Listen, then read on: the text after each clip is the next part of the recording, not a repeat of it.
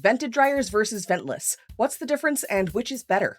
Hi, my name is Renee, and I'm an appliance care and maintenance specialist. To vent or not to vent? That is the question. But before I can answer that question, we have to talk about what we're venting, or not venting. Clothes dryers dry your clothes by using air and heat to remove water via evaporation. As your laundry moves around and hot air is blown through it, minuscule, slightly damp pieces of textiles, hairs, dust, and other small debris will be knocked loose and fall off. All of these tiny bits combine to form what's called lint. If the water isn't removed from your clothing will not dry. And if the lint isn't removed, your clothing will come out looking even worse than before you washed it. Whether your dryer is vented or ventless, every dryer has to find some way of removing both the moisture from your clothing and the lint that's a natural byproduct of the drying process. In a traditional vented dryer, the water and lint that are removed from your clothing are vented to a different area, ideally to outside, via the dryer's vent tube. As the water is heated, it evaporates and is easily blown out of the dryer as it's carried through the air. Assuming your dryer's venting is installed and maintained correctly, of course. And that hot, humid air that's moving through your dryer also carries lint. After the lint is shed from your laundry, it makes its way through your dryer's venting system, which begins at the lint filter. The lint filter catches most of the lint, but not all of it. Smaller bits of lint that are even too small for the lint filter to catch make their way through the dryer to the dryer venting. Because the lint is not yet completely dry, some of it will become stuck to the inside of the venting tube and the rest will be blown outside. This is why you might sometimes find dryer lint in the area near the outside end of your dryer's venting, and why lint accumulates inside your dryer's vent tube. Every time you run a vented dryer, another layer of lint gets added to the layer that was already stuck there from before. Kind of like a weird, less artistic, utilitarian version of paper mache.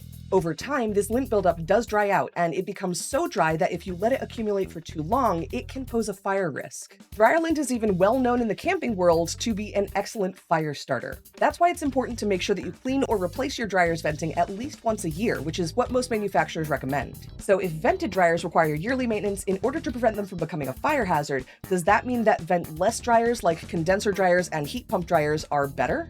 In some ways, yes, but in other ways, no. As with traditional vented dryers, ventless dryers are still tasked with removing both the water from your clothing and the lint that your clothing produces. Rather than venting the hot, humid air like a vented dryer, ventless dryers will have a different method for collecting and disposing of the water that's removed from your clothes. Ventless dryers will have either an external drain hose that connects to your house's plumbing into which the water will drain, or an internal tank that collects the water and must be emptied by the user at the end of the drying cycle. Like vented dryers, ventless dryers also have lint filters. But because the smaller bits of lint that make it past the lint filter have to go somewhere, the remaining lint accumulates in one of two places depending on the type of ventless dryer. In condenser dryers, lint that makes its way past the lint filter eventually begins to build up on the condenser part of the dryer, which is removable and should be cleaned periodically. While heat pump dryers actually have two lint filters, an inner filter that has to be cleaned after every dry cycle like a traditional filter, and an outer filter that should be cleaned once every several cycles. This dual filter system allows for airflow while also preventing the smaller particles of lint from building up on the internal components of the dryer. Overall, changing vented for ventless doesn't change whether or not you have to do maintenance on your dryer,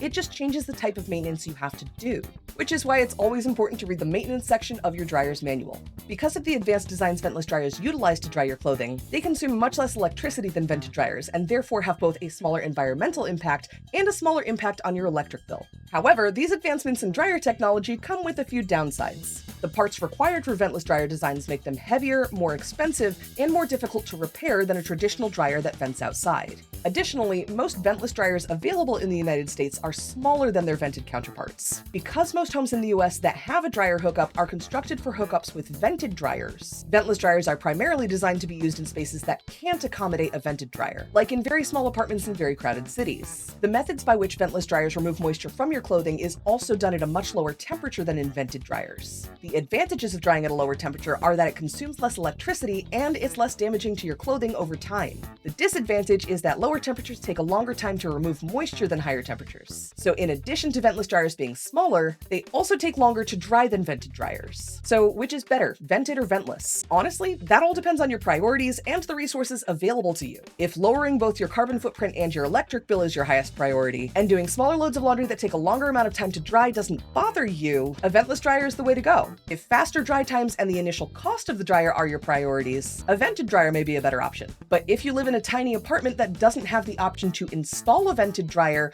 a ventless dryer may be your only option. What it all boils down to is this: it's not about which dryer is the best, it's about which dryer is best for you.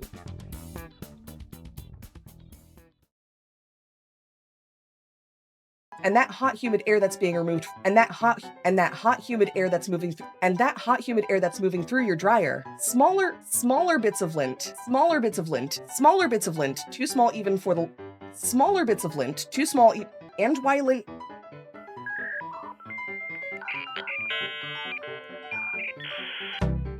why lint and why lint accumulates inside your vent tube.